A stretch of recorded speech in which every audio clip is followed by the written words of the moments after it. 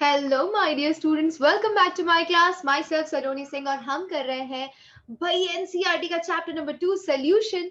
तो सोल्यूशन पे ऑलरेडी एक वीडियो लेक्चर अपलोडेड है। हम चाहते हैं कि भाई हम प्रॉब्लम सॉल्विंग स्किल्स में एकदम प्रो हो जाएं। जितने भी फिजिकल केमिस्ट्री के चैप्टर्स हैं एनसीईआरटी के, उन सभी फिजिकल केमिस्ट्री के और ऑर्गेनिक के जितने भी चैप्टर्स हैं, जहां पर भी आप प्रॉब्लम फेस करते हैं बच्चा, वो एक एक प्रॉब्लम को जड़ से उखाड़ कर फेंकना है। स्पेशली एनसीईआरटी के और इंडेक्स और एक्सरसाइज के क्वेश्चंस की बात कर रही हूं मैं। तो हमारा पूरा टारगेट यही होगा कि स्नैपसॉल्व प्रीमियर लीग या फिर ये जो प्लेलिस्ट बनी है आपकी इसी पर्टिकुलर चैनल पर, स्नैपसॉल्व प्रीमियर लीग केमिस्ट्री की, वहां पर जाकर आप ऑलरेडी जो वीडियो लेक्चर्स अपलोडेड हैं वो देख सकते हैं। हमने 2 चैप्टर्स ऑलरेडी कंप्लीट कर लिए हैं, that is your solid state first chapter and your 10th chapter haloalkanes and haloarenes with every possible conversion and every possible ways in which we can carry out the conversion. So you can go and check out the playlist right now. Secondly, chapter number 2 solution का already एक video lecture uploaded है, तो आप वो भी देख सकते हो। वो देखकर उसके बाद ये देखिए तो आपको ज्यादा क्लैरिटी मिलेगी, क्योंकि वहां पे concentration terms and Henry's law और lowering of vapour pressure, freezing point related कई सारे सॉल्व्ड एंड अनसॉल्व्ड एग्जांपल्स हमने किए हैं। So I hope you will see that. चलिए शुरू करते हैं हमारा आज का सेशन। तो हमारे आज के सेशन में हम कौन से क्वेश्चन नंबर से स्टार्ट करेंगे? प्लीज मेक श्योर अपनी नोटबुक, अपना पेन और अपनी टेक्स्ट बुक साथ में लेकर बैठिए, ताकि आप भी मेरे साथ सॉल्व करते जाएं और आपको बिल्कुल भी कहीं भी डिफिकल्टी ना हो। चलिए शुरू करते हैं। हाँ जी, तो देखिए आज का पहला क्वेश्चन, एग्जाम्पल नंबर 2.11। अपनी एनसीईआरटी खोलकर बैठ जाइए और एकदम इत्मीनान से बैठिए। पेन, नोटबुक, पेपर, कॉपी जो भी लेना है आपको साथ में, अपने मैम के साथ में कैलकुलेशंस करनी होंगी बच्चा। तो you have to be very very attentive and very very attentive के साथ साथ you have to be very very calculative on the paper. चलिए स्टार्ट करते हैं। So by question है 200 centimeter cube of aqueous solution of protein contain 1.26 gram of protein, correct? तो ये volume हो गया, ये मास हो गया, ऑस्मोटिक प्रेशर 300 केल्विन पर दिया है आपको। आपको प्रोटीन का मोलार मास निकालना है, ठीक है? बहुत सिंपल है बच्चा। आपको पता है कि PV is equal to nRT होता है ना? यहाँ पे वॉल्यूम दिया है आपको 200 centimetre cube, correct? 200 centimetre cube यानी कि 200 ml हो गया। अगर मुझे इसे लीटर्स में कन्वर्ट करना है तो ये कितना हो जाएगा? 0.200 लीटर्स, करेक्ट? ओके। अच्छा, टेम्परेचर आपको तापमान दे दिया है 300 kelvin, correct?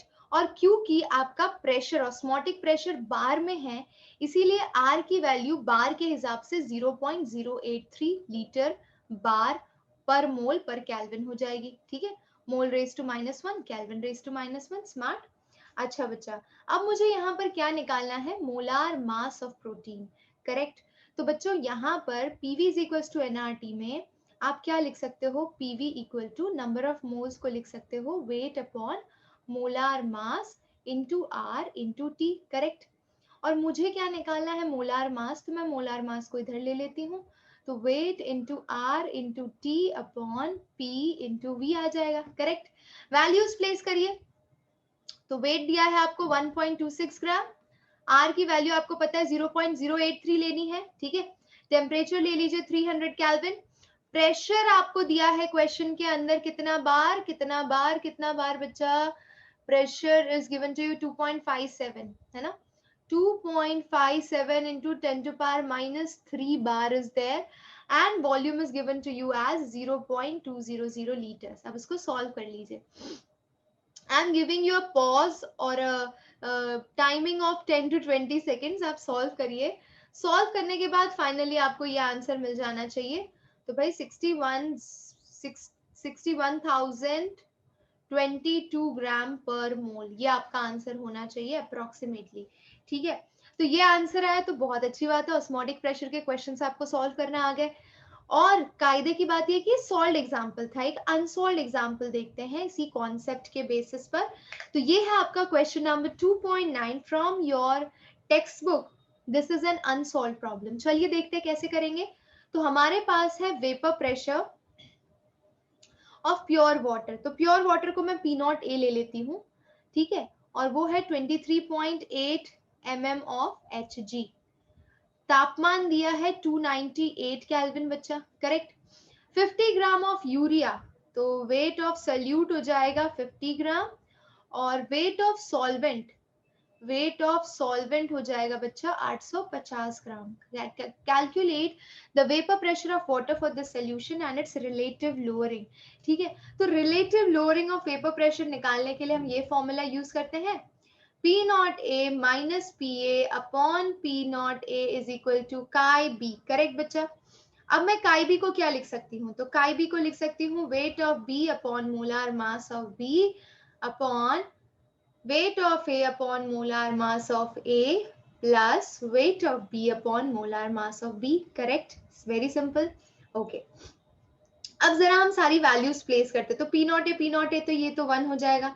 So 1 minus P A upon P naught A is equal to weight of B कितना दिया है 50, यूरिया का मोलार मास कितना होता है, तो ये कुछ ऐसे कंपाउंड्स होते हैं, अगर आप उनका मोलार मास कैलकुलेट करके याद रख लें तो ही बेहतरीन होता है.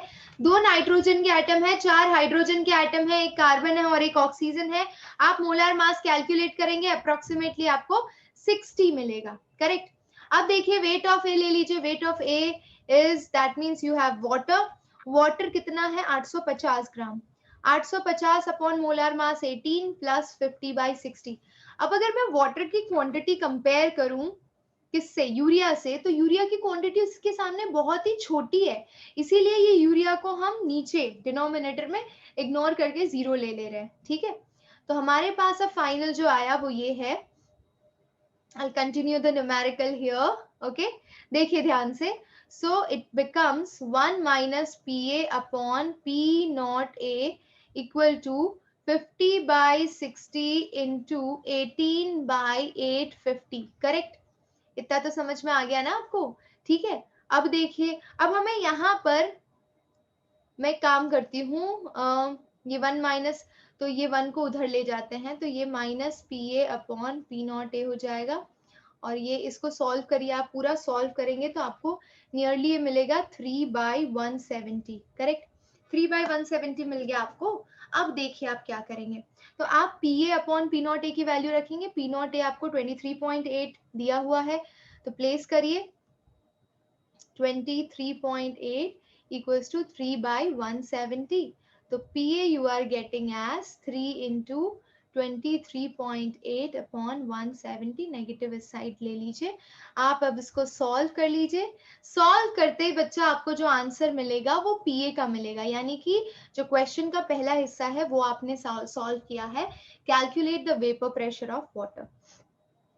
तो आपको वाटर का वेपर प्रेशर निकला PA इज इक्वल टू, इसको सॉल्व करिए तो अप्रोक्सीमेटली 23.38 mm ऑफ Hg निकलेगा. अब साथ में आपको क्या निकालने को बोला है, ध्यान से देखिए. आपको बोला गया है relative lowering of vapour pressure भी निकालना है ना. रिलेटिव लोअरिंग का मतलब क्या होता है बच्चा, रिलेटिव लोअरिंग यानी P naught A minus P A upon P naught ए, ये रिलेटिव लोअरिंग होता है. दैट इज इक्वल टू काई बी. तो मुझे अगर रिलेटिव लोअरिंग निकालना है तो ये वाली वैल्यूज अब मेरे पास सारी की सारी है. तो P naught A is given to you as 23.8 minus P A कितना है 23.38 अपॉन P नॉट ए कितना है 23.8. ठीक है, इसको सॉल्व करिए, यू विल बी गेटिंग 0.42 ऊपर और नीचे 23.8. इसको डिवाइड करिए, यू विल बी गेटिंग 0.018. बच्चा आ गया आंसर, है ना. तो ये आपका relative lowering of vapour pressure है and this is vapour pressure of water. समझ गए, आसान था, सिंपल था. लोअरिंग ऑफ वेपर प्रेशर कितना लोअर हुआ देखिए, 0.42 जितना लोअर हुआ है वाटर का quantity by addition of a non volatile electrolyte. जैसे ही आप ऐड करेंगे उसका वेपर प्रेशर इतने अमाउंट से कम हो जाएगा. चलिए अभी आगे बढ़े. Wow, now again one unsolved question you have. Question is boiling point of water. ठीक है, वाटर का बॉइलिंग पॉइंट दिया है आपको 750 mm ऑफ Hg पे. तो ये ध्यान रखना है आपको. How much sucrose is to be added to 500 gram of water such that it boils at 100 degree Celsius. तो भाई यहाँ पे हमें काफी चीजों की जरूरत है, देख लेते हैं. Delta TB is equals to KB into M होता है, that you know. अब मुझे अगर डेल्टा TB निकालना है, that means elevation in boiling point कितना हुआ है वो निकालना है. तो मुझे टीबी माइनस टीबी नॉट करना पड़ेगा, करेक्ट, यू नो दैट। अच्छा, टीबी यानी कि boiling point of pure water, that is 100, और टीबी नॉट कितना हो जाएगा, कितना दिया है 99.63, ठीक है। अब इन दोनों को सब्ट्रैक्ट करेंगे तो आपको डेल्टा टीबी मिल जाएगा, कितना आ रहा है बच्चा 0.37, ठीक है, 0.37 आया। अब यहाँ पर प्लेस कर लीजिए, और आपको क्या दिया है, तो यहाँ पर आपको क्या निकालना है, हाउ मच सुक्रोज यानी वेट ऑफ सुक्रोज निकालना है बच्चा। अब यहाँ पे केबी आपको नहीं दिया है ना, KB is not given to you, but आपको एग्जाम में केबी दिया रहेगा, यहाँ पे केबी 0.52 होगा अगर वाटर के टर्म्स में बात हो रही है तो मैंने आपको केबी की वैल्यू प्रोवाइड कर दी, क्वेश्चन में नहीं दिया बट एग्जाम में दिया होगा। Molarity is equal to weight of solute into 1000 upon molar mass of solute into weight of solvent, okay, तो 0.37 equals to 0.52 into solute का weight हमें पता नहीं है तो वही निकालना है into 1000 upon सुक्रोज का आपको मोलार मास चाहिए, सुक्रोज यानी कि C12H22O11, लंबा हाथ मारा आपने, है ना, so 12 12 into 12 plus 22 and plus 11 into 16, है ना, तो इसको सॉल्व करिए, फाइनली आपको जो आंसर मिलेगा बच्चा दैट इज आप याद रख सकते हैं, अगर आप बचपन से करते आ रहे हैं तो आपको पता होगा 342 होता है, ठीक है। तो यहाँ पे 342 प्लेस करिए, एंड वेट ऑफ ए कितना है, तो wait of A is your water 500 ग्राम है, 500 ग्राम 500 ग्राम, ये लीजिए कट कर दीजिए, 5 2 10, ठीक है। अब देखिए वेट ऑफ बी निकालना है, तो ये हो जाएगा 0.37 divide by 0.52 into 342 upon 2, correct. Solve करिए इसको, आपको फाइनली वेट ऑफ बी मिल जाएगा, so I am giving you 2 seconds of time, you can use it and you can calculate your final answer. So बच्चा फाइनल आंसर आपका आएगा इसके अंदर 121.67 gram. I hope you got the answer, yes, okay. चलिए अब बढ़ते हैं अगले क्वेश्चन की तरफ, let's move to the next question. Okay, now this question is from calculate the mass of ascorbic acid. Ascorbic acid vitamin C जो आपको कहाँ से मिलता है, लेमन से मिलता है, और कहाँ से मिलता है बच्चा, जितने भी साइट्रस फ्रूट्स हैं, आंवला हो गया, तो ये सारी जगहों से मिलता है विटामिन सी, ascorbic acid कहा जाता है। It is dissolved in 75 gram of acetic acid to lower its melting point by 1.5 degrees Celsius. Kf is given to you.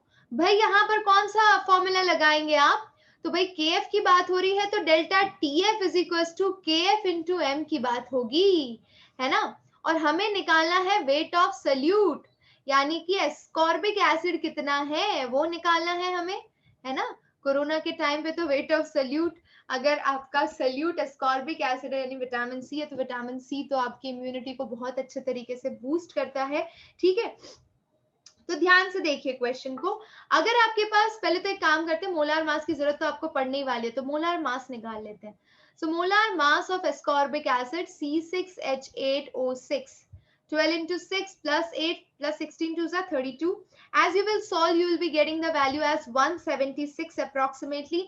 ठीक है, अब वैल्यूज को प्लेस करिए, delta TB is given to you as 1.5, ठीक है, KF is given to you as 3.9 into weight of solute निकालना है into 1000 upon molar mass of solute 176 into weight of B यानी कि आपका solvent that is 75, correct, simple. अब 75 है ये नीचे, एक काम करो पहले सब इधर उधर कर लो, तो वेट ऑफ बी कितना हो जाएगा, तो 1.5 into 176 into 75 upon 3.9 into 1000, correct. अब इसको सॉल्व कर लीजिए, शांति से इत्मीनान से सॉल्व कर लीजिए, फाइनली आपको यहाँ पर भी आंसर मिल जाएगा बच्चे, अप्रोक्सीमेटली 5.076 ग्राम आना चाहिए, ठीक है, इतना आ रहा है, मतलब आपका एस्कॉर्बिक एसिड 5 ग्राम अवेलेबल है मिक्सचर के अंदर, ठीक है। अब आगे चलते हैं, let's move to the next slide. Okay, calculate the osmotic pressure in Pascal exerted by a solution prepared by dissolving 1 gram of polymer of molar mass 185000 in 450 ml of water at 37 degree Celsius. चलिए शुरू करते हैं इस question को। किस तरह से आप अप्रोच करेंगे? क्वेश्चन को देखते ही आपको ये समझ में आ गया बच्चों कि कॉलिगेटिव प्रॉपर्टी का क्वेश्चन है। अगर ये कॉलिगेटिव प्रॉपर्टी का क्वेश्चन है तो आप फॉर्मूला कौन सा यूज करेंगे? कर्सर कहाँ गया? 1 minute, I'll change the pen. Actually, I'm enjoying writing with blue. What do you think? चलिए देखते हैं। So we have pi v is equals to nRT, correct? ये आपने पढ़ा है ना, PV is equals to nRT, तो pi v is equals to nRT. Okay, pi यानी कि आपका ऑस्मोटिक प्रेशर, वही कैलकुलेट करना है। वॉल्यूम आपको दिया है 450 ml बच्चा, करेक्ट? अब देखिए 450 ml दिया, अगर आपको इसे लीटर्स में कन्वर्ट करना है या मीटर क्यूब में कन्वर्ट करना है तो आप इसे क्या करेंगे? 450 into 10 to power, yes, I'll convert it. So better I will use a different line to write. So remove this line and we have pi into 0.45 into 10 to power minus 3. ये metre cube में हो गया, correct? अब number of moles, तो number of moles यानी weight upon molar mass होता है। फिर R मल्टीप्लाई करेंगे एंड T मल्टीप्लाई करेंगे, तो pi into 0.45 into 10 to power minus 3। Weight कितना दिया है बच्चा? 1 ग्राम, मोलार मास 185000। आर की वैल्यू कितनी लेंगे आप पास्कल में? 8.314 एंड टेम्परेचर कितना दिया? 37, तो 273 plus 37 degree Celsius my dear student 310 kelvin होगा। तो आप कैलकुलेट कर लीजिए पाई। हाउ आर यू भाई? 185000 into 0.45 into 10 to power minus 3, ऊपर क्या जाएगा देखिए ध्यान से, 8.314 into 310 kelvin. Okay, getting it? अब देखते हैं आगे। यस माय डियर स्टूडेंट्स, अब आ जाते हैं हमारे एक्सरसाइज के क्वेश्चंस पे, और ये आपकी एनसीईआरटी के एक्सरसाइज का सबसे पहला क्वेश्चन है। क्वेश्चन क्या कह रहा है बच्चा? Define the term solution. तो सोल्यूशन को कैसे डिफाइन करेंगे? सिंपल लिख लीजिए भाई, solution is a homogeneous mixture of, solution is a homogeneous mixture of two or more substance। ये तो हम बचपन से पढ़ते आ रहे हैं 9th स्टैंडर्ड से कि भाई solution is a homogeneous mixture of two और मोर सब्सटेंस, करेक्ट? ओके बच्चा, अब हम जरा देखते हैं कि यहाँ पे इसे टाइप्स के बेसिस पे कितनी कैटेगरी में आप क्लासिफाई कर सकते हैं। सो इस तरह का टेबल बना लीजिए सिंपल, ठीक है? और फिर इसके अंदर गैस एंड गैस का एग्जांपल ले लीजिए। तो भाई सोल्यूशन गैसियस फॉर्म में, सल्यूट गैस है, सॉल्वेंट भी गैस है, बेस्ट एग्जांपल है एयर, ठीक है? ऐसे ही आप एग्जांपल ले सकते हैं लिक्विड इन गैस या फिर गैस इन लिक्विड का। तो स्टेट सॉल्वेंट का लिक्विड है, सोल्यूशन का लिक्विड है, बेस्ट एग्जांपल है carbon dioxide gas in water. ऐसे ही सल्यूट ले लीजिए लिक्विड, सॉल्वेंट भी ले लीजिए लिक्विड, तो आपका सोल्यूशन लिक्विड स्टेट में। जितने भी अल्कोहलिक बेवरेजेस होते हैं वो इसी फॉर्मेट में होते हैं। I hope you understand. Okay, next आ जाइए। अगर आपने सल्यूट सॉलिड लिया है, सॉल्वेंट लिक्विड लिया है, जैसे कि एग्जांपल सॉल्ट वाटर है, फिर सल्यूट ले लीजिए गैस और सॉल्वेंट ले लीजिए सॉलिड। तो इसमें जितने भी कैटलिस्ट होते हैं, हाइड्रोजनेशन प्रोसेस में यूज होते हैं, मेटल किसी भी प्लैटिनम, पैलेडियम या निकल कैटलिस्ट के ऊपर हाइड्रोजन गैस को यूज किया जाता है, तो वो सोल्यूशन आपका सॉलिड स्टेट में बन जाता है। लास्ट है सॉलिड एंड लिक्विड। वैसे 9 टाइप के होते हैं, ठीक है? 9 types of solution are there. We have seen gas in gas, we have seen liquid in gas. ये देखिए लिक्विड इन गैस नहीं है, लिक्विड इन गैस लिख लीजिए, ठीक है? तो एक और टाइप है आपका liquid in gas. Liquid in gas भाई सिंपल एग्जांपल है chloroform vapours mixed with nitrogen. तो CH मिक्स्ड विथ नाइट्रोजन, तो ये बेस्ट एग्जांपल हो गया लिक्विड इन गैस का। सॉलिड इन गैस बच्चा, solid is a solute in gas. तो सॉलिड इन गैस का एग्जांपल हमने नहीं देखा है तो ये भी लिख लीजिए। सॉलिड इन गैस का एग्जांपल बेस्ट आएगा आपके पास, so that is iodine vapours and nitrogen, iodine and nitrogen, so that is the example, fine। Next आ जाते हैं गैस इन लिक्विड। तो गैस इन लिक्विड का एग्जाम्पल हमने देख लिया है, ये रहा। फिर आते हैं लिक्विड इन लिक्विड, वो भी हो गया है हमारा। फिर आते हैं सॉलिड इन लिक्विड बच्चा, वो भी हो गया है। गैस इन सॉलिड, वो भी हो गया है। सॉलिड इन लिक्विड की अगर आप बात कर रहे हैं, ठीक है, तो क्या बोलेंगे, सॉलिड इन लिक्विड हो गया है, लिक्विड इन लिक्विड का एग्जाम्पल भी हो गया है, ठीक है। तो ये हो गए आपके कुछ 9 एग्जाम्पल्स जिसके बेसिस पे आप इन्हें क्लासिफाई करते हैं। 3 and 3 6 and 7 8, एक कोई रह गया है। Gas in gas is there, liquid in liquid is there, solid in solid is there, solid in solid is not there, so that's fine. इतने आप examples लिखते हैं, types लिखते हैं, that is the answer. Let's move to the next slide. Okay, हम आते हैं अगली स्लाइड पर।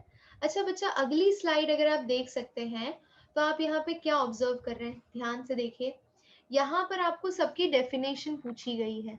जरा हम आंसर्स लिखना शुरू करते हैं, ठीक है, ध्यान से देखिएगा। आपसे पूछा गया है, suppose a solid solution is formed between two substance, one of whose, जिसकी एक की क्वांटिटी ज्यादा है एंड दूसरे की वेरी कम है, the solution is likely to be। तो बच्चा सीधी सी बात है कि अगर आप ऐसे केस का एग्जांपल लेते हैं, है ना, 1 minute, what kind of solid solution is it likely to be? So you are talking about hydrogen gas in palladium, ठीक है, hydrogen gas and palladium is the best example for this case, ठीक है। One whose particles are very large and other whose particles are very small, what kind of solid solution is this likely to be type? So you can write this answer. Let's come to the next question. Define the following terms. Mole fraction बच्चा, अब ये तो आपको आता होगा। Mole fraction is defined as number of moles of a particular component, number of moles of a particular component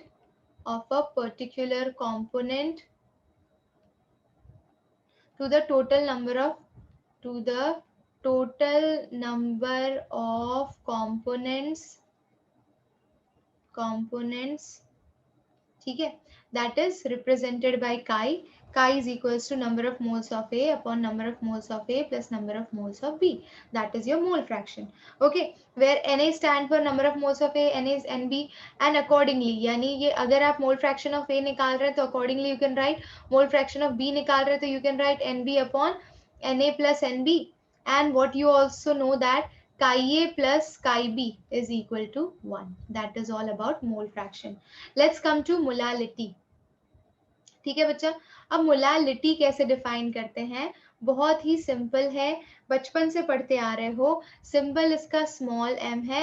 it is the amount of solute, it is the amount of solute और number of moles of solute. Amount of solute की जगह लिखिए number of moles of solute dissolved in 1 kg of solvent, dissolved in 1 kg of solvent। अब इसको मुझे represent करना है mathematically. How will I represent? तो m is equal to number of moles of solute dissolved in per kg of solvent। तो weight of A ये solvent हो गया kg में। अब मैं इसको मॉडिफाई करना चाहूँ तो मैं क्या लिखूंगी? Molality is equal to number of moles is equal to weight of solute upon molar mass of solute होता है, ठीक है, into weight of solvent, kg में है, ऊपर 1000 मल्टीप्लाई कर दूंगी तो यही चीज ग्राम में हो जाएगी। समझ गए? तो ये हो गया आपका molality. Let's come to molarity. तो बच्चा molarity is defined as number of moles of solute, number of moles of solute dissolved in 1 kg of solvent, है ना, dissolved in 1 kg, अरे 1 liter of solution। Molarity is defined as number of moles of solute dissolved in 1 liter of solution, represented by capital M, N upon B in liters. Further, you can write it as weight of B upon molar mass of B into volume ml के अंदर और ऊपर आप 1000 multiply कर दीजिए। ये हो गया आपका मोलारिटी।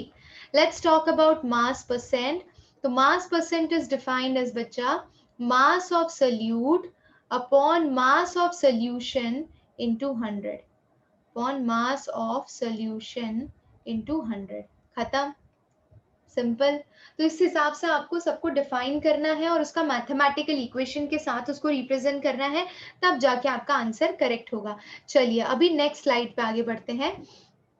यहाँ पे क्वेश्चन ध्यान से देखिएगा, आपको मास परसेंटेज दिया है नाइट्रिक एसिड का। ध्यान से देखिएगा बच्चा, यू हैव कॉन्सेंट्रेटेड HNO3 और लेबोरेटरी वर्क में ये 68% बाय मास यूज होता है। ठीक है, हमें निकालनी है इसकी molarity. What will be it's molarity of such sample जिसकी डेंसिटी आपको 1.504 ग्राम पर ml दी है। आपको बहुत अच्छे से पता है, क्या पता है कि मोलैरिटी को अगर मास परसेंट के टर्म्स में लिखना है तो molarity is equals to percentage into density into 10 upon molar mass. Correct, percentage you know 68 into density 1.504 into 10 upon molar mass कितना होगा बच्चा HNO3 का। तो भाई HNO3 का molar mass you can calculate easily, near about it is 63 है ना। कैलकुलेट कर लीजिए, 1 plus nitrogen is 14 plus 16 into 3। ठीक है, तो you will get answer as 63। इसको सॉल्व करिए, आपको मोलैरिटी मिल जाएगी नियर अबाउट 16.28 मोल पर लीटर। समझ जाइए कि आपकी लेबोरेटरी में जो बॉटल होती है ना ब्लैक कलर की जो आती है, उसमें जो HNO3 होती है उसकी मोलैरिटी नियर अबाउट 16.2 मोल पर लीटर होती है। समझ गए? ठीक है, इजी था, बहुत ही सिंपल क्वेश्चन है। अगर इस तरह के क्वेश्चन को डायरेक्ट सॉल्व करना है तो ये फॉर्मूला एकदम दिमाग में फिट कर लीजिए। चलिए आ जाते हैं नेक्स्ट क्वेश्चन की तरफ। ठीक है, तो अगला क्वेश्चन है हमारा, देखिए ध्यान से। ग्लूकोज का सोल्यूशन है वाटर के अंदर और and it is labelled as 10% weight by weight, है ना। What would be the molality and mole fraction of each component in the solution. ध्यान से देखिएगा, अगर मैं मोलालिटी की बात कर रही हूँ, ठीक है, तो molality is equals to weight of B यानी कि solute into 1000 upon molar mass of B into weight of A यानी कि सॉल्वेंट होता है। अगर मैं क्वेश्चन ध्यान से देखूं तो 10% ग्लूकोज का मतलब होता है 10 ग्राम ग्लूकोज की बात हो रही है यहाँ पर। 10 ग्राम ग्लूकोज होगा तो उसमें 90 ग्राम तो पानी होगा यानी सॉल्वेंट होगा, तभी कुल मिला के 100% होगा। समझ रहे हैं? ठीक है, तो यहाँ पे हम वेट ऑफ बी ले लेते हैं 10 यानी कि solute into 1000 upon molar mass of solute यानी ग्लूकोज। C6H12O6 होता है यानी 6 इंटू 12, फिर 12 प्लस 6 इंटू 16, तो जो भी वैल्यू आती है सब कुछ ऐड करिए, आपको फाइनली 180 मिलेगा। एंड वेट ऑफ ए यानी कि सॉल्वेंट 90। ठीक है, तो अरे 1000 ही रहेगा। ठीक है, तो ये और ये वाला कैंसिल आउट हो गया, ये कैंसिल आउट हो गया। And what final answer you are getting is approximately 0.617 mole per kg. ठीक है, ये हो गया आपका काम। अब आ जाते हैं बच्चा, इसका मोल फ्रैक्शन भी निकालना है। देख रहे हैं, if the density of solution is given to you then what shall be molarity। I think molarity हम डायरेक्ट कैलकुलेट कर लेंगे, कोई दिक्कत नहीं है बच्चा। So molarity कैलकुलेट करने के लिए what you require is molarity is equals to percentage into density into 10 upon molar mass। Percentage कितना दिया है 10%, density 1.2 into 10 upon molar mass of the substance, you know that is 180। Solve करिए, you will get the answer। So this is 12 by 18। 12 by 18 is approximately how much? 0.67 मोल पर litre. ये भी एकदम simple question था, देख रहे हैं इस फॉर्मूला से आपके कितने सारे क्वेश्चन एकदम इजी हो जा रहे हैं। समझ रहे हो ना बच्चा? तो इस पर्टिकुलर फॉर्मूला को दिमाग में फिक्स कर लीजिए, है ना। Let's come to the next question.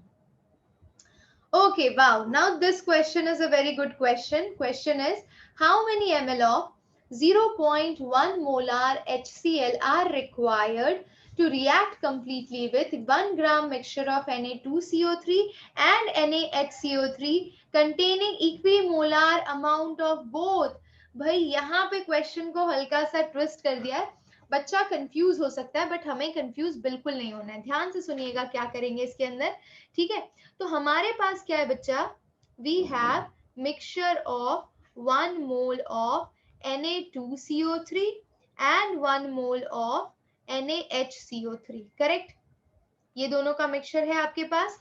ठीक है, एंड ये दोनों मिलके कितने contain equimolar amount of both, दोनों इक्वल क्वांटिटी में है, they will react with 3 mole of HCl। कैसे बोल सकते हैं आप? तो जरा हम रिएक्शन करके देख लेते हैं। If I have Na2CO3 and I'm treating it with HCl, it will give you NaCl plus H2O plus CO2, correct? अगर मैं इक्वेशन को बैलेंस करूं तो ये 2 हो जाएगा, 2Na एंड यहाँ पे कार्बन ऑक्सीजन 3 है, यहाँ पे भी 3 है, and I think the equation is not balanced right now. You have to multiply here 2. So now hydrogen is 2 and hydrogen is 2 and now the equation is balanced, correct? यानी कि 1 मोल Na2CO3 2 मोल HCl use कर रहा है, ध्यान से देखिएगा, ठीक है? अगर यही रिएक्शन मैं NaHCO3 के टर्म्स में लिखूं, ठीक है, तो आपको क्या मिलेगा? NaCl plus H2O plus CO2, correct? अब जरा ध्यान से देखिए कि अगर मैं इस इक्वेशन को बैलेंस करूं तो 2 हाइड्रोजन है, 2 हाइड्रोजन है, 3 ऑक्सीजन है, 3 ऑक्सीजन है, क्लोरीन है, इक्वेशन ऑलरेडी बैलेंस्ड है, यानी कि 1 मोल NaHCO3 is utilizing 1 mole of HCl। अब मैं बोल रही हूं क्योंकि मिक्सचर के अंदर दोनों इक्विमोलर क्वांटिटी में है, Na2CO3 and NaHCO3 equimolar quantity में है, ठीक है? तो ऑल टुगेदर दोनों मिला के 3 मोल HCl यूज कर रहे हैं, Na2CO3 2 मोल यूज कर रहा है और ये 1 मोल यूज कर रहा है, तो all together they both are as a equimolar mixture, they are using 3 moles of HCl, ठीक है? तो भाई यहाँ पे हम आगे देखते हैं कि if you have 1 mole of Na2CO3 and 1 mole of NaHCO3, तो कायदे से इनका मास कितना हो जाएगा? तो ये हो जाएगा 106 plus 84, that is equals to 190 gram, correct? Okay, in short हम ये कह सकते हैं यहाँ पर कि 190 ग्राम का जो मिक्सचर है बच्चा, it is using 3 moles of HCl, ठीक है? तो क्वेश्चन है कि 1 ग्राम मिक्सचर कितना यूज करेगा? 190 ग्राम 3 मोल यूज कर रहा है, तो 1 ग्राम कितना यूज करेगा? So 3/190 moles of HCl will be utilized, ठीक है? अच्छा, अब इस 1 ग्राम को आप क्या लिख सकते हो बच्चा? अगर मैं चाहूं इसको ट्रांसफॉर्म करना, तो we know that molarity is equals to ठीक है? तो molarity is equals to number of moles upon volume in litres होता है, ठीक है? तो I can take number of moles is equals to molarity into volume, ठीक है? तो मैं यहाँ पे वो सेम चीज लिख सकती हूँ, this moles are equivalent to molarity into volume in ml। अगर मैं ml में लेती हूँ तो, अगर मैं वॉल्यूम ml में लेती हूँ तो ऊपर 1000 मल्टीप्लाई होगा बच्चा, यानी कि मैं 1000 उस साइड पे लेके जा सकती हूँ, तो ये क्या हो जाएगा? 3/190 इंटू 1000 अगर मुझे मिली मोल्स में निकालने हैं। सो मोलारिटी आपकी 0.1 है, वॉल्यूम कितना है वही तो निकालना है, ठीक है? How many ml of HCl will react, and that is equals to 3/190 into 1000। ये वाला भी नीचे ले आओ इधर, तो ये हो जाएगा डिवाइड बाय 0.1 ये। अब इसको सॉल्व करिए, when you solve this you will get the answer, again it will become 1000, so 3000 by 90, I guess 3000 by 19, something like this, there will be one more zero I guess, नहीं 0 0 1 cancel हो जाएगा, तो ये होगा। अब इसको finally आप divide करके देखिए, आपका आंसर आना चाहिए बच्चा 157.9 ml। बहुत ही बढ़िया, एकदम जोरदार लेवल का क्वेश्चन है, और अगर आपने सॉल्व किया, समझ लिया, तो भाई दिमाग में फिट हो गया। चलिए अब नेक्स्ट क्वेश्चन की तरफ आगे बढ़ते हैं। So I have a solution is obtained by mixing 300 gram of 25% solution and 400 gram of 40% solution by mass. Calculate the mass percent of resulting solution. Simple है, पहले हम सारे क्वेश्चंस को, क्वेश्चन के हिसाब से क्या इंफॉर्मेशन निकल के बाहर आ रही है उस पे ध्यान देते हैं, ठीक है? तो ये देखिए, मास ऑफ सोल्यूट, तो मैं पहले सोल्यूट की बात करूंगी, ठीक है? तो ये कितना है? 300 ग्राम। 300 ग्राम ऑफ 25%, तो 300 ग्राम ऑफ 25% कितना होगा? 300 इंटू 25/100, करेक्ट। तो ये हो जाएगा 75 ग्राम। ऐसे ही हम बात करेंगे मास ऑफ सल्यूट 2 की, ठीक है। And mass of solute 2 will be equal to 400 into 40/100, ये गया 4 4 जा 16, ठीक है। 40% है तो ये 160 ग्राम हो गया, करेक्ट। अच्छा बच्चा, अगर मैं टोटल मास की बात करूं तो टोटल मास ऑफ सल्यूट कितना हो जाएगा? सल्यूट 1 प्लस सल्यूट 2 यानी कि 75 plus 160, that is coming to be here 5 and 7, so 14 13 3 and 235, I guess. Yes, so 235 gram you are getting total mass of solute. Okay, अब बात करते हैं total mass of solution की, है ना। So total mass of your solution will be equal to 300 ग्राम इधर है और 400 ग्राम इधर है, तो 300 प्लस 400 कितना हो गया? 700 ग्राम, है ना। तो सोल्यूशन 700 ग्राम है, उसमें सल्यूट आपका 235 ग्राम है बस। तो भाई अब हमें निकालना है percentage composition, correct. Percentage composition according to mass of solute, you know that is equal to mass of solute upon solution, mass of solution into 100, correct। तो मैं यहाँ पे ध्यान दूं तो we have 235 upon 700 into 100. Now you can solve this. As you solve this, you will get the answer. So approximately you will be getting 33.57%. और second composition आप निकालना चाहें based on, मतलब अगर ये तो solute का composition निकाला आपने, अगर आपको इसी तरह से solvent का composition निकालना है, ठीक है, तो mass of solvent या percentage composition of solvent, that will be equal to mass of solvent upon mass of solution into 100. तो आप सीधा एक काम करिए, 100 माइनस 33.57 कर लीजिए, तो आपको परसेंटेज ऑफ सॉल्वेंट मिल जाएगा, कितना आएगा? 66.43%। Okay, I hope you understood. चलिए अभी आगे बढ़ते हैं, let's move to the next question. So here we have next question on our screen, बच्चा, let's do it. Okay, तो antifreeze solution है and it is prepared from ethylene glycol, C2H6O2 है, correct. अब जरा हम कलम चेंज कर लेना बच्चा। आई थिंक ब्लू वाला looking better, so we will take blue वाला, ओके, यस। तो we have ethylene glycol and its mass is 2.6 gram of ethylene glycol and 200 gram of water. अच्छा, antifreeze solution is prepared from 2.6 gram of ethylene glycol and 200 gram of water. अच्छा, ये condition दी है आपको, molality निकालनी है। What is the molality of solution? Density दिया है आपको, और डेंसिटी दिया है तो फिर आपको मोलारिटी पूछा है, ध्यान से सुनिएगा। So you know that molarity, पहले तो लिटी निकाल लो, molality, that is equals to weight of solute into 1000 upon molar mass of solute into weight of solvent, correct।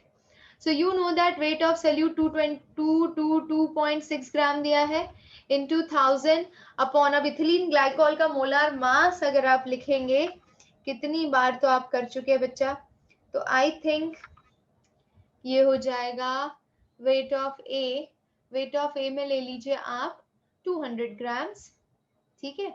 और यहाँ पे ले लीजिए मास अपना 24 plus 6 that is 30 and 30 plus 32 यानी कि 62, ठीक है। तो ये ले लीजिए वैल्यू सारी, you will gate the answer 2 5 10 and here you are getting answer as 17.95 mole per KG. बच्चों खत्म, मोलालिटी निकल गया आपका। अब बढ़ते हैं आगे, देखिए, we know that mass of solution for this case will be equal to solvent का mass plus solute का mass। तो सॉल्वेंट का मास आपको दिया हुआ है 200 और सल्यूट का मास 2.6। थोड़ा सा अजीब है, अक्सर सॉल्यूट लेस क्वांटिटी में होता है, बट यहाँ पे आपका सल्यूट ज्यादा क्वांटिटी में है। ठीक है, तो यू आर गेटिंग 422.6 ग्राम्स। ठीक है, अब बात करते हैं, मुझे निकालनी है मुझे निकालनी है बच्चा मोलारिटी, है ना।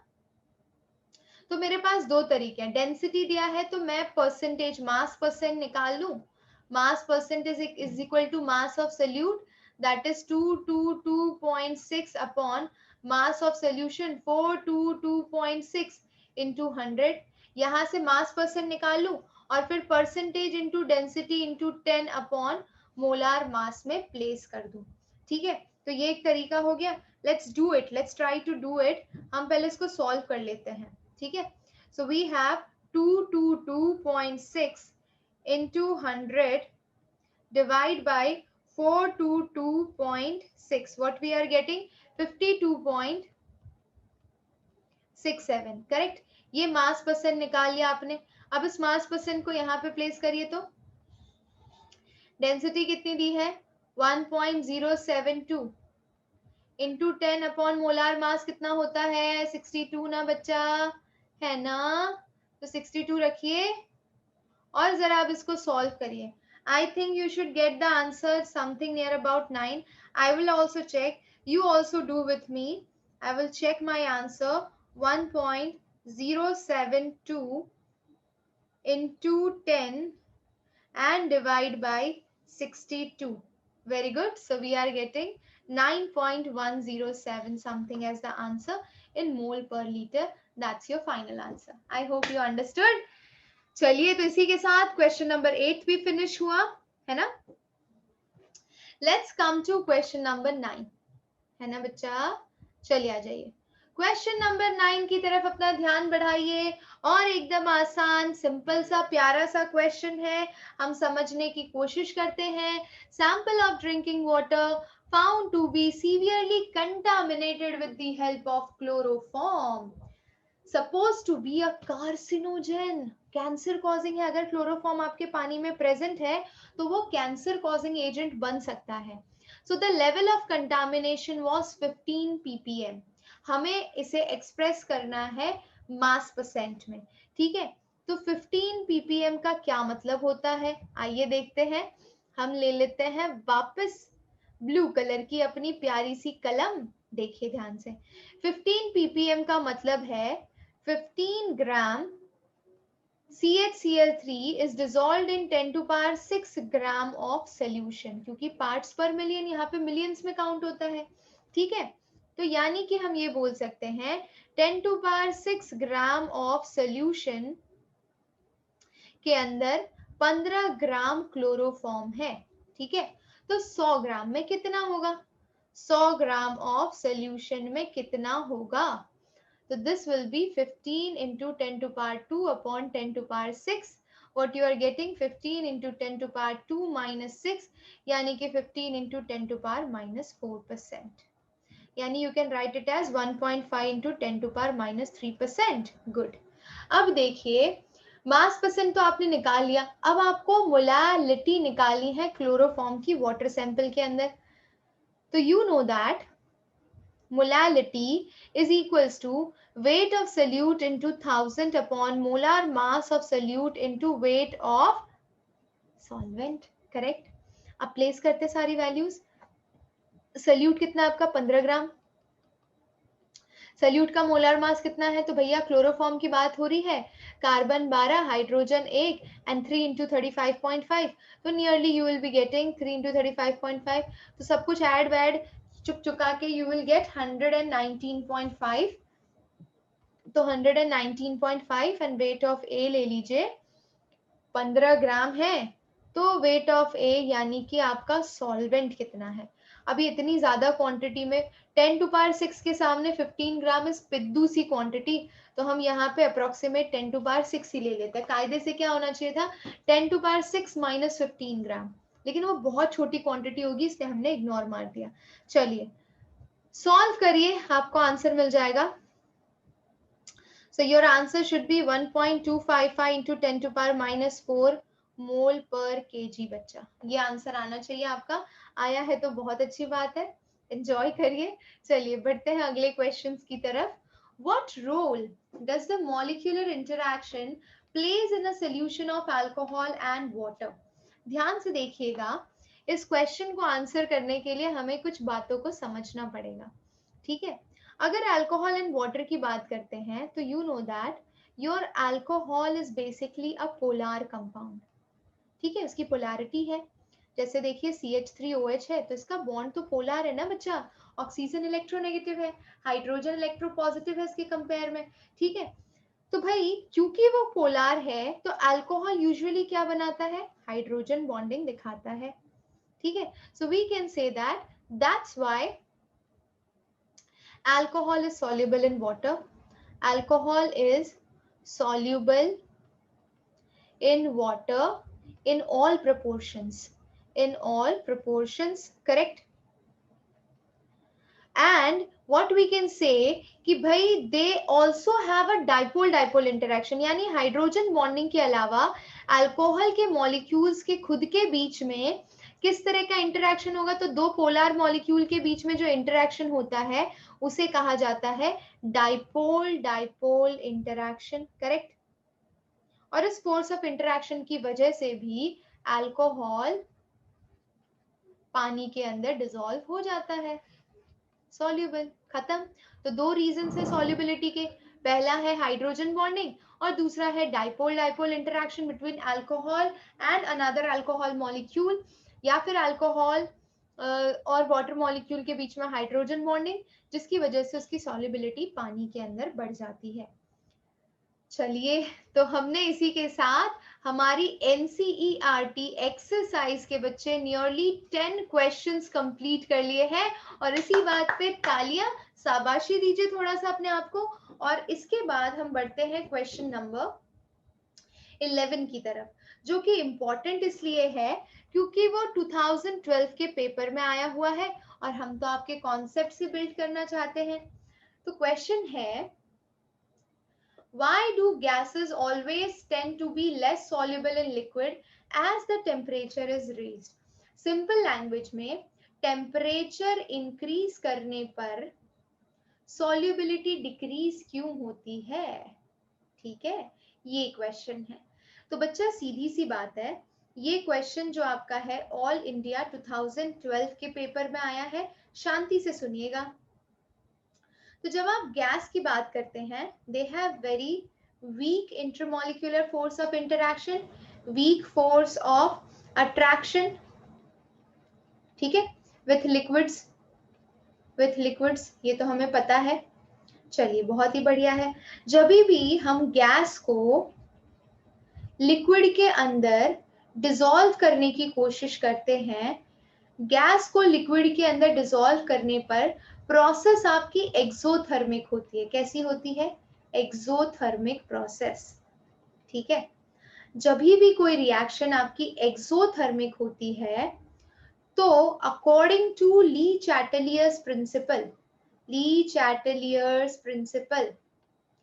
हम क्या करते हैं, देखिए कोई भी रिएक्शन हो, A + B गिव्स C दे रहा है, और अगर इसकी एंथैल्पी नेगेटिव आ रही है, अगर प्रोडक्ट साइड पे हीट ज्यादा है, हीट इज मोर, तो according to Le Chatelier's principle क्या कहता है कि कोई भी चेंज अगर प्रोसेस में हो रही है तो इसके इफेक्ट को खत्म करने के लिए दूसरी साइड पे हम कोई चेंज करते हैं। ठीक है, तो अगर प्रोडक्ट साइड पे हीट ऑलरेडी ज्यादा है तो मैं अगर टेम्परेचर बढ़ाऊंगी, बच्चा समझ रहे हो मैं क्या बोल रही हूँ, A और B को हम डिसॉल्व कर रहे हैं और C बना रहे हैं। ठीक है, सो बेसिकली अगर आपका C बनता है तो वो सॉल्युबल है, यानी कि A and B आपका गैस है। गैस किस में कन्वर्ट हो रहा है बच्चा?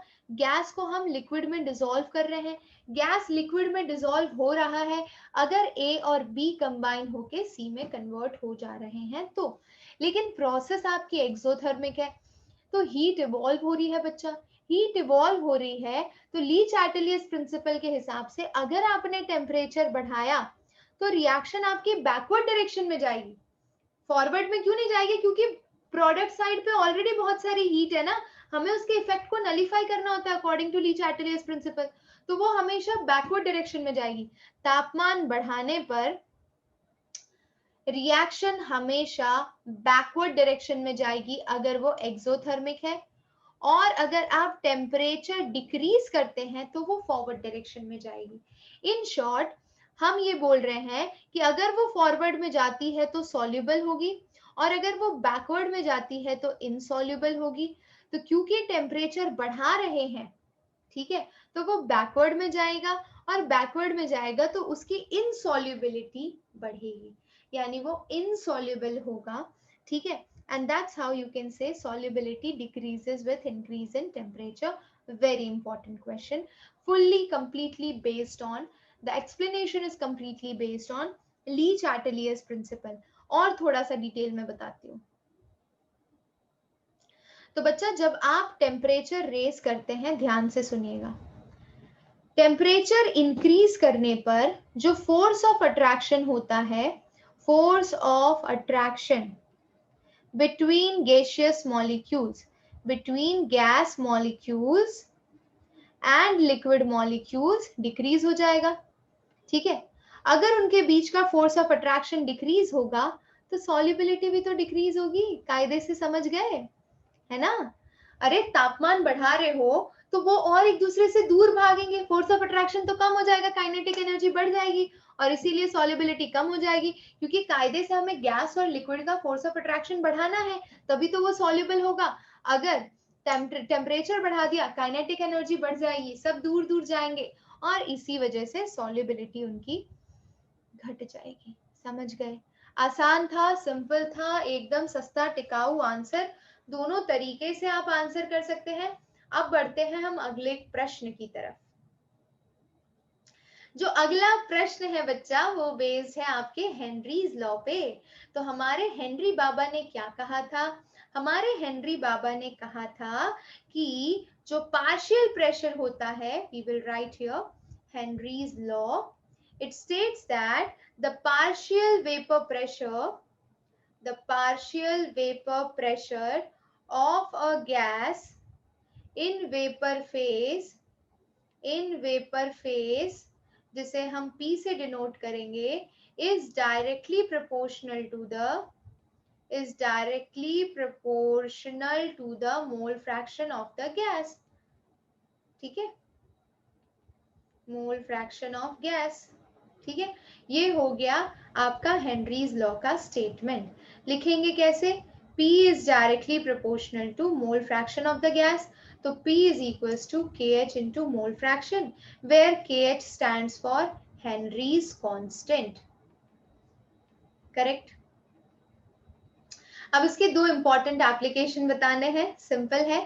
तो भाई इधर से सीधा पता चल रहा है हमें कि प्रेशर इंक्रीज करने पर सॉल्युबिलिटी, यानी कि मोल फ्रैक्शन क्या डिनोट करता है? सॉल्युबिलिटी।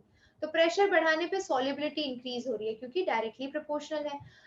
तो आपको अच्छे से पता है कि आपको अगर सोडा वाटर बॉटल या कोल्ड ड्रिंक्स के अंदर कार्बन डाइऑक्साइड की सॉल्युबिलिटी को बढ़ाना होता है, तो आप बहुत ही हाई प्रेशर पे CO2 को उस लिक्विड के अंदर या सोडा वाटर के अंदर कंप्रेस करते हैं, तब जाके उसकी सॉल्युबिलिटी बढ़ती है सोडा गैस के अंदर, ठीक है। So to increase the solubility of CO2 in soft drinks and soda waters, the bottles are sealed under high pressure. एक ये रीजन हो गया, ये एप्लीकेशन बोल लीजिए। दूसरा एप्लीकेशन हो गया बच्चा कि जब हम ऊपर जाते हैं, कहाँ? भगवान के पास नहीं बच्चा, हम ऊपर जाते हैं, कहाँ जो ऊपर जाते हैं? यानी कि हायर एल्टीट्यूड पे, यानी कि माउंटेन्स पर जाते हैं। तो माउंटेन्स पर जाने पर partial vapour pressure of oxygen decreases, और अगर उसका वेपर प्रेशर ही डिक्रीज होगा तो it's solubility in blood decreases, और अगर सॉल्युबिलिटी इन ब्लड डिक्रीज हो जाएगा बच्चा, तो क्या होगा? बस वही होगा जो मंजूर खुदा होगा। तो आपको एनॉक्सिया की फीलिंग आएगी, हेडेक होगा, और बहुत तरह तरह की चीजें होंगी, ब्रीदिंग में डिफिकल्टी होगा, क्योंकि आपकी बॉडी को रिक्वायर्ड क्वांटिटी में बच्चों ऑक्सीजन नहीं मिल पा रहा है। समझ गए? ठीक है। तो और भी एप्लीकेशन है, बेंस डिजीज वाला आप मेंशन कर सकते हैं इसके अंदर। ठीक है, जो अच्छा लगे, कोई भी दो प्रैक्टिकल एप्लीकेशन, स्कूबा डाइवर्स वाला भी उठा के रख सकते हैं। कोई भी दो एग्जाम्पल ले लीजिए, एप्लीकेशन ले लीजिए, that's all, you are sorted. अब क्वेश्चन क्यों इंपॉर्टेंट है? 2012 के पेपर में था, 10 के पेपर में था, और भी कई सारे स्टेट लेवल के एग्जाम्स में आया हुआ है, इसीलिए क्वेश्चन को थोड़ी इंपॉर्टेंस देनी है। इसी के साथ हमने क्वेश्चन नंबर 12 भी कंप्लीट किया। अब जो हम अगली स्लाइड पे बढ़ेंगे, तो ये स्लाइड हम कवर करेंगे यहाँ से क्वेश्चन नंबर 13 से। नेक्स्ट पार्ट में my dear students, make sure to check the playlist to see previous videos of this chapter based on solution का solution, NCERT solution in text and exercise. So I hope you are enjoying the session, you have enjoyed the session. One more important thing बच्चा, मजे आ रहे हैं तो like कर दो, share कर दो, सब्सक्राइब कर दो यार। And one more thing, description box में नीचे आपको क्या दी हुई है? लिंक। तो आप उस लिंक पर जाकर क्लिक कर सकते हैं और एक फ्री एप्लीकेशन प्ले स्टोर से डाउनलोड कर सकते हैं। डाउनलोड करने के बाद इसी तरह से बहुत सारा free study material related to your board exams, JEE Mains, advance, NEET, any exam you talk about, आपको हर एग्जाम से रिलेटेड सारा स्टडी मटेरियल फ्री मिल जाएगा। तो भाई जाइए, डाउनलोड करिए, लाइक करिए, शेयर करिए, सब्सक्राइब करिए। एंड जाने से पहले आपकी मैम आपको क्या बोलती है? Be healthy, be happy, be Chanakya. मिलते हैं नेक्स्ट क्लास में my dear students. Till then take care, love you all, bye bye.